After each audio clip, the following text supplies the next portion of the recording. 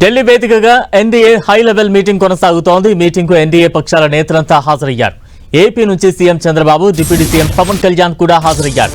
కీలక అంశాలపై ఈ సమావేశంలో చర్చిస్తున్నట్టు తెలుస్తోంది. సమావేశం అనంతరం కీలక ప్రకటన చేసే ఛాన్స్ ఉన్నట్లు సమాచారం. ఇప్పటికే కేంద్ర కేబినెట్ విస్తరణ జరగనున్నట్లుగా వార్తలు వస్తున్నాయి. ఈ నేపథ్యంలోనే ఆ దిశగా ప్రకటన చేసే ఛాన్స్ ఉన్నట్లు సమాచారం. దీంతో కేంద్ర కేబినెట్ విస్తరణ వార్తల ఊహాగానాల నేపథ్యంలో టీడీపీ ఎంపీలు అప్రమత్తమైనట్టు తెలుస్తోంది. కేబినెట్ విస్తరణ కోసం టీడీపీ ఎంపీలు ఆశగా ఎదురు చూస్తున్నట్టు తెలుస్తోంది. ఒకవేళ విస్తరణ జరిగితే టీడీపీకి ఒక సహాయ మంత్రి ఆఫర్ వచ్చేలా ఉన్నట్లు వార్తలు వస్తున్నాయి.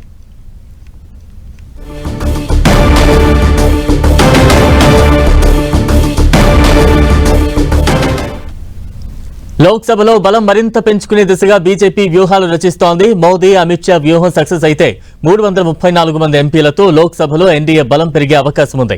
ప్రస్తుతం లోక్సభలో ఎన్డీఏకు 292 మంది ఎంపీలు మద్దతు ఉంది. ఇందులో బీజేపీ ఎంపీలు 240, టీడీపీ 16, జేడీయూ 12 మంది ఎంపీలు కాగా ఇతర మిత్రపక్షాలతో కలిపి ఎన్డీఏకు 292 మంది ఎంపీల బలం ఉంది. ఇది ఇప్పటి లెక్కలు. ముందు ఈ సంఖ్యలో భారీగా మార్పులు వచ్చే అవకాశాలు కనబడుతున్నాయి. మోదీ, అమిత్ షా వ్యూహాలు ఫలిస్తే జులై 15 నాటికి ఎన్డీఏ ఎంపీల సంఖ్యలో భారీగా మార్పులు జరిగే అవకాశం ఉందని బీజేపీ అగ్రనాయకత్వం అంచనా వేస్తోంది. డీఎంకే నుంచి 22 మంది ఎంపీలు ఎన్డీఏకు మద్దతు ఇచ్చే ఛాన్స్ ఉంది. తృణమూల్ కాంగ్రెస్ నుంచి 20 మంది ఎంపీలు వచ్చే అవకాశం ఉంది. ఈ మార్పులు జరిగితే ఎన్డీఏ బలం 334కు పెరిగే ఛాన్స్ కనిపిస్తోంది.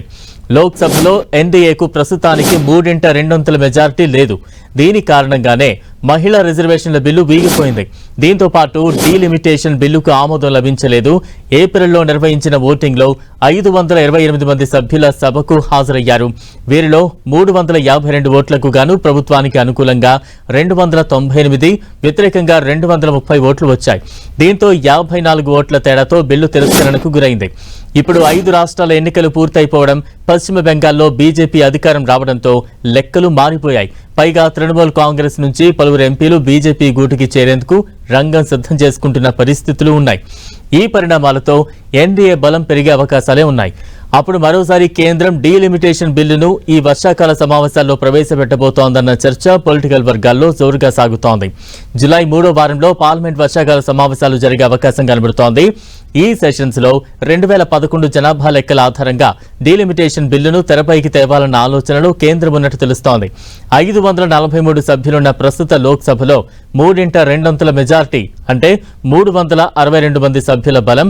రాజ్యాంగ సవరణలు, కీలక బిల్లుల సమయంలో సభ ఆమోదం పొందాలంటే 3/2 మెజార్టీ అనేది ఖచ్చితంగా అవసరం. జమిలీ ఎన్నికల దిశగా కసరత్తు చేస్తున్న కేంద్రం డీలిమిటేషన్ బిల్లు, మహిళా రిజర్వేషన్ల బిల్లుల్ని ఎలాగైనా గట్టెక్కించాలన్న లక్ష్యంతో ఉంది. ఇందుకు కావలసిన మెజార్టీ, ఎంపీ మద్దతును ఇప్పటి నుంచే కూడగట్టాలన్నది ఎన్డీఏ పక్షాల ఆలోచన.